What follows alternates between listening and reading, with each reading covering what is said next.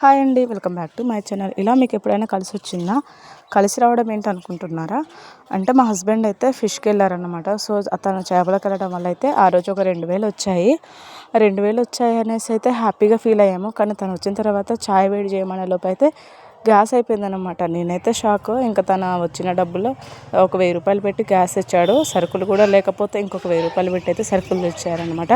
చూసారా అగ్గిపెట్ల బాక్స్ మీద పుష్ప పిక్, అది చూడగానే భలే నవ్వు వచ్చేసింది. మీరు ఇంట్లో సరుకులు నెలకు ఎంత తెచ్చుకుంటారో తెలియదు కానీ మేము మాత్రం 1000 రూపాయల కంటే ఎక్కువ తేము. అవి నెలంతా వస్తాయా అంటే అదేం కాదు, అయిపోయినప్పుడు మళ్ళీ తెచ్చుకుంటూ ఉంటాము. కానీ ఒక 1000 రూపాయల కంటే ఎక్కువైతే ఇంతవరకు తేలేదు.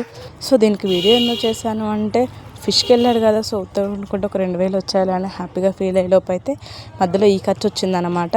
సో ఖర్చు అయినాయి కదా అని బాధపడట్లేదండి, ఎందుకంటే ఒకవేళ ఆ డబ్బులు రాకపోతే ఇవి ఎలా వచ్చాయి అని అయితే ఒకసారి ఆలోచనలో పడిపోయాం.